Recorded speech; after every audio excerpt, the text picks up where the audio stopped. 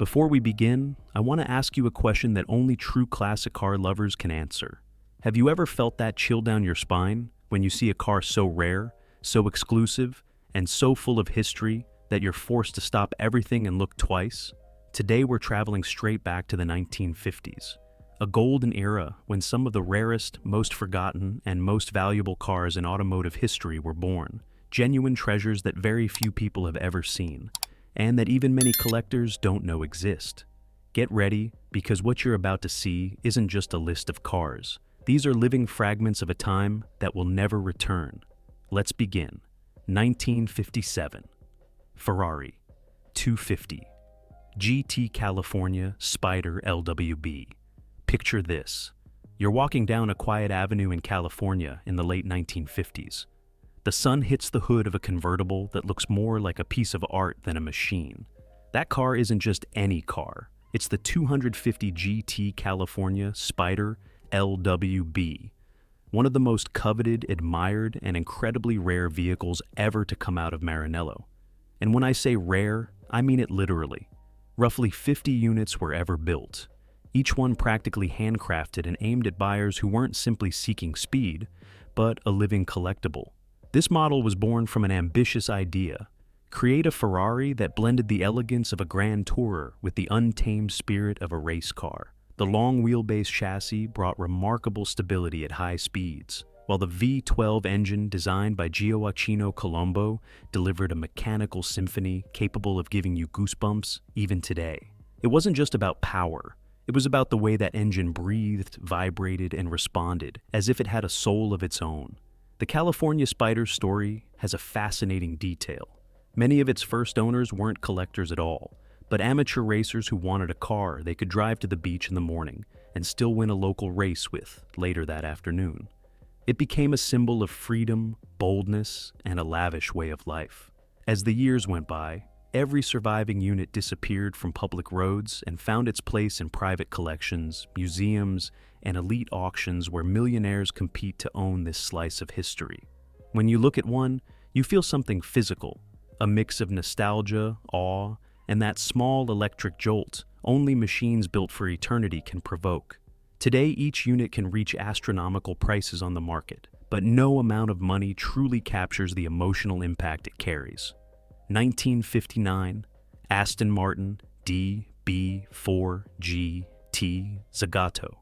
If closing your eyes for a moment could take you straight back to 1959, you'd probably hear the metallic echo of artisan hammers shaping hot aluminum. Because that's what made the DB4 GT Zagato so special. It wasn't a mass-produced car. It was a sculpture, crafted through precise blows by Milanese craftsmen. Only 19 units ever saw the light of day, and each one seemed designed to challenge the very concept of perfection. Standing before it, you don't feel like you're looking at an automobile. You feel like you're facing a piece of art that breathes, pulses, intimidates, and seduces all at once. What's fascinating is how the project was born from a collaboration that seemed unlikely at the time. Aston Martin wanted a lighter, more aggressive car capable of fighting Ferrari on the track. And Zagato offered something nobody else could: a body that blended pure beauty with disciplined aerodynamics. The result was a marriage of British engineering and Italian design that remains even today one of the finest achievements in 20th century automotive styling. Its straight-six engine, tuned for fierce performance, produced a mechanical soundtrack that felt harsher and more visceral than its contemporaries. But what truly moves people is its presence. The DB4 GT Zagato has the kind of silhouette that forces you to look twice, even 3 times, because it seems impossible for something so elegant to also be so fast. The elongated hood, the gentle arch of the rear shoulders, the curves that feel almost organic. Everything reminds you that this was shaped by human hands, not machines. And there's a lesser-known story that always sends chills down the spine of enthusiasts.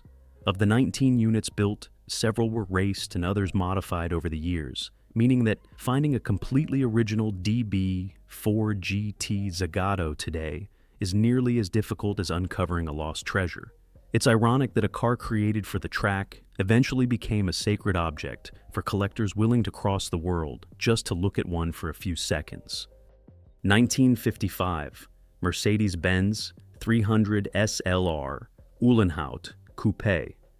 There are cars that impress, cars that fascinate.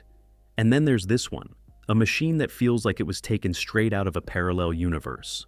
Only 2 units were ever built, and from the moment they were born, they carried an aura of mystery, exclusivity, and power that no previous machine had ever conveyed. Standing in front of this car feels almost forbidden, as if engineering had reached a level meant only for a chosen few. Rudolf Uhlenhaut, the brilliant engineer behind the project, originally created it as a closed-roof adaptation of the legendary 300 SLR race car. The idea was to explore what would happen if the ferocity of a racing machine were combined with the elegance and practicality of a road-going coupe. The result was so extraordinary that even within Mercedes, people said the car was too advanced for its time, too fast, too pure. And they weren't exaggerating. Its straight-8 engine, derived directly from the cars dominating the racetrack, pushed this coupe beyond 174 miles per hour, an absolutely staggering figure for 1955. But perhaps the most incredible detail is this.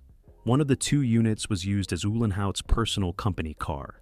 Stories say he would arrive at Mercedes meetings with a roar so thunderous that windows would vibrate across the building, and more than one engineer would run to the window just to catch a glimpse. That almost mythical sound, combined with its razor-sharp design, its gull-wing doors, and its aggressive stance, created a legend that remained untouched for decades. Today, the 300 SLR Uhlenhaut Coupé is considered one of the most valuable automobiles in history. The last time one surfaced, it became the most expensive car ever sold. And now, I want to speak directly to you watching this video.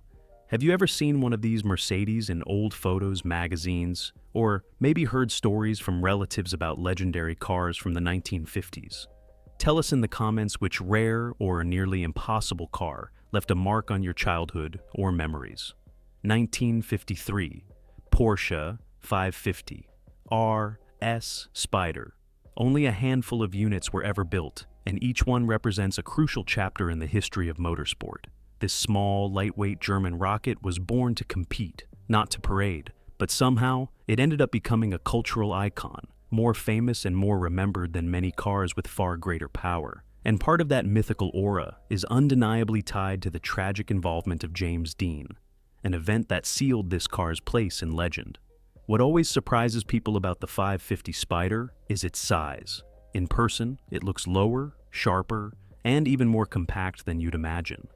Built under the philosophy of less weight and more agility, it delivered such precise cornering behavior that even much more powerful cars feared facing it on the track. Its mid-mounted flat-4 engine offered immediate response, as if the car anticipated every intention of the driver.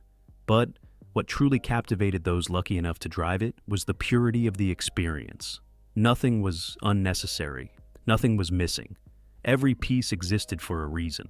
And here comes its most emotional chapter. James Dean, at the peak of his career, decided to buy a 550 Spider that he nicknamed Little Bastard. For him, it was more than a car. It was a symbol of rebellion, youth, and speed.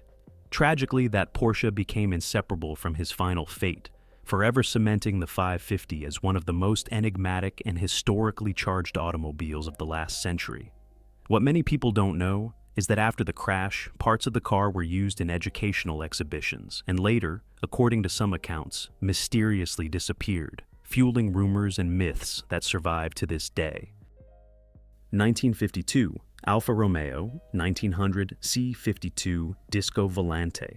There are cars that feel like they escaped their own era, as if they were accidentally sent from a distant future. This one is exactly that. Only 4 units were ever built, and each one seemed to defy not just the norms of automotive design, but the very logic of what was considered possible in the 1950s. Its name, Disco Volante, Flying Saucer, wasn't poetic exaggeration or marketing flair. One look at it was enough to understand the name was literal. It looked like a flying object, a futuristic artifact that didn't fit into any known category. The project was born at a time when Alfa Romeo was seeking reinvention.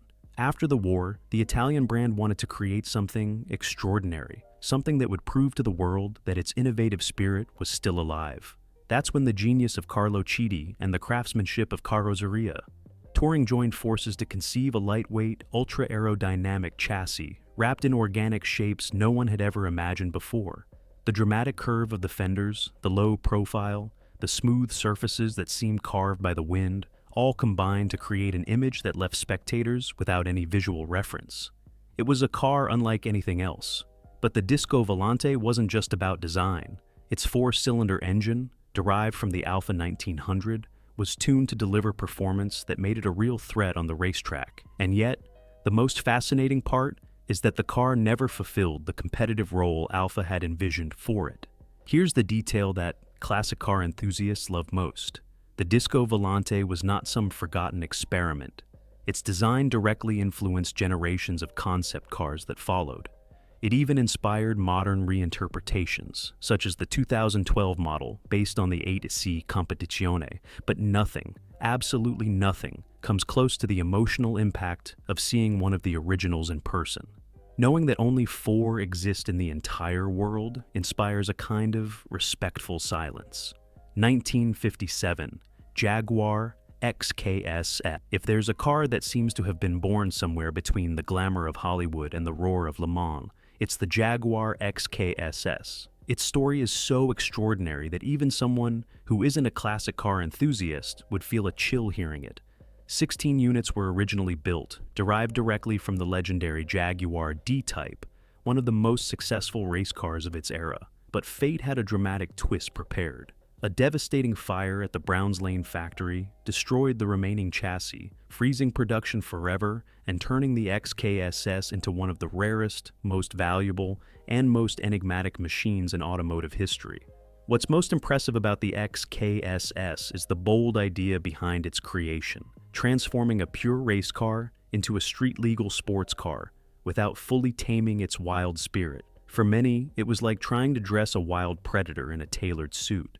The result was spectacular. It kept the D-Type's lightweight structure, ferocious agility, and beating mechanical heart, but added a taller windshield, functional door handles, extra lights, and a civilized interior, though it always carried that unmistakable scent of gasoline and leather that betrayed its racing origins. Steve McQueen, a man obsessed with speed and danger, fell completely in love with the XKSS.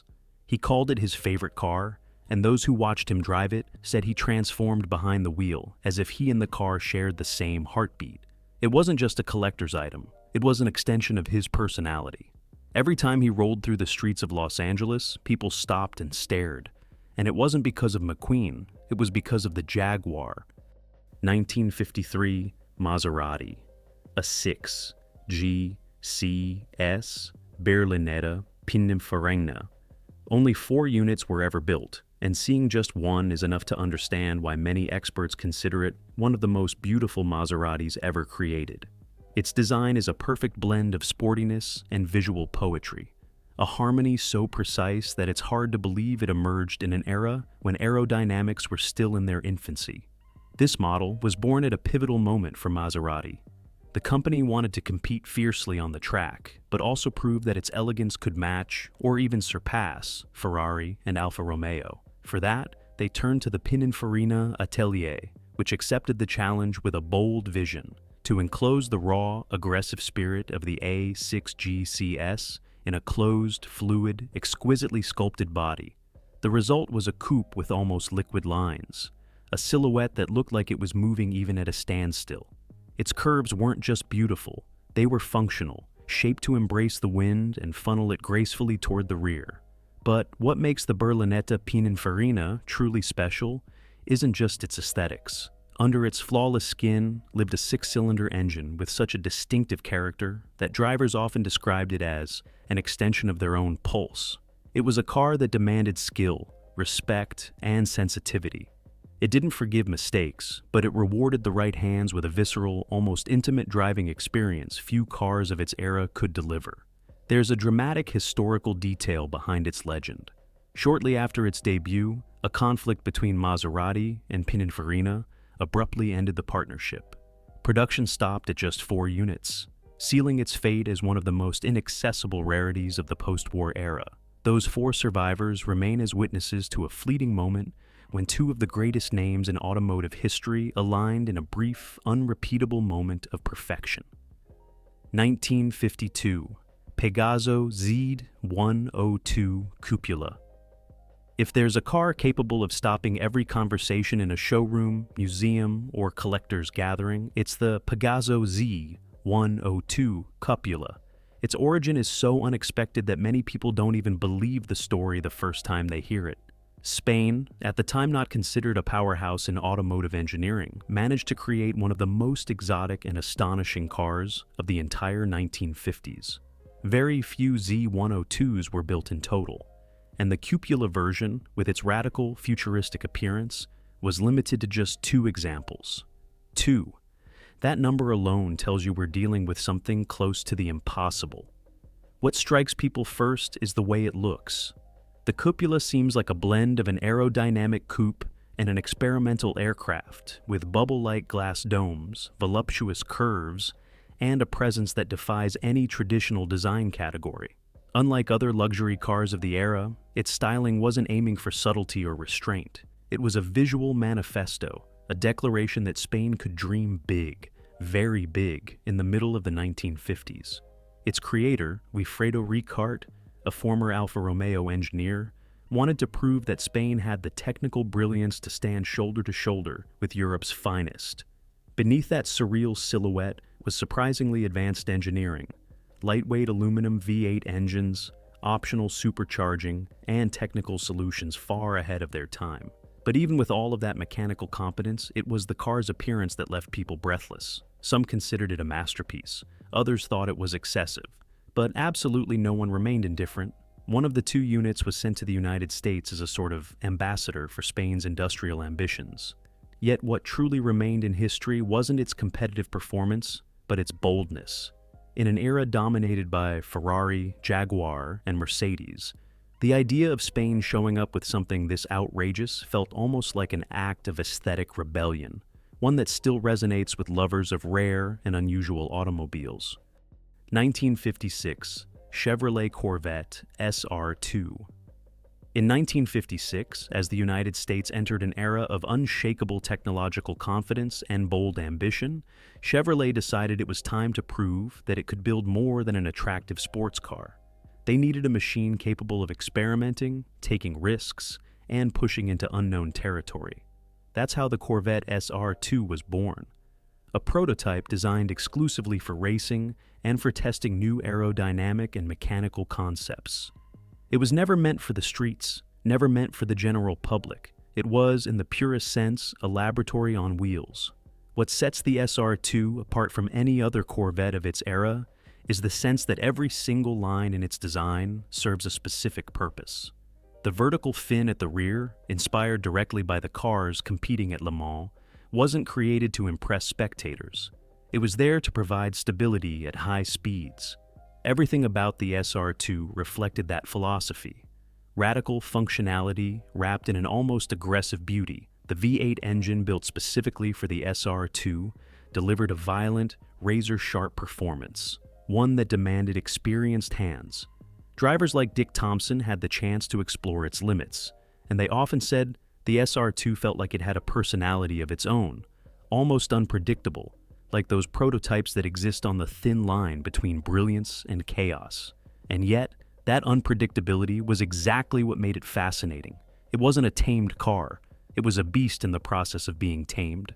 Only 3 authentic SR2 units were ever built, making it an absolute rarity even within the world of Corvettes. 1955, Ferrari 410, Superamerica Ghia. This car was such a unique creation that it feels like it was built more to be admired than driven. Only a single unit ever received this custom bodywork, designed by the prestigious coach builder, Kaya, and that alone elevates it to a level of rarity that almost no other automobile in history has ever reached. This Ferrari doesn't belong to a limited series. It doesn't belong to a numbered collection. It is a one-off masterpiece, a standalone chapter, a perfect note in a symphony that was never repeated again. The story behind its creation is fascinating. In the 1950s, the partnership between Ferrari and the great Italian coach builders was at its peak, with Pininfarina leading most projects. But Ghia wanted to prove that it could dress a Ferrari with just as much grandeur and boldness, so they proposed a radical reinterpretation of the already imposing 410 Superamerica. Beneath that sculptural bodywork lived a colossal V12, a direct descendant of Enzo Ferrari's philosophy for the most powerful Grand Tours of the era. But the most extraordinary thing about the Ghia-bodied model is that, unlike other Ferraris created for the racetrack or for openly performance-oriented clients, this one radiated an aristocratic elegance, a sovereign, almost regal aesthetic that placed it closer to a piece of art than a traditional automobile. And here's the detail that resonates most among collectors. Because only one example exists, every image, every document, every public appearance becomes a historical event. It's not uncommon to hear it described as a mythical creature of the automotive world, seen by only a few fortunate souls and remembered like a whisper in the memory of those lucky enough to witness it. And that brings us to the end of this journey through some of the rarest and most extraordinary machines of the 1950s. If you've made it this far, it's because you're one of those true enthusiasts who actually feel something physical when hearing the story of a legendary engine, or when looking at a silhouette that will never be repeated again. Now, I want to invite you to take part. Tell us in the comments which of these cars surprised you the most and why. Was it the rarity, the history, the timeless design? Your opinion matters, because your comments help us understand not only what excites you, but also which forgotten gems we should rescue next from the past. And if you're still hungry to travel through time, don't leave just yet.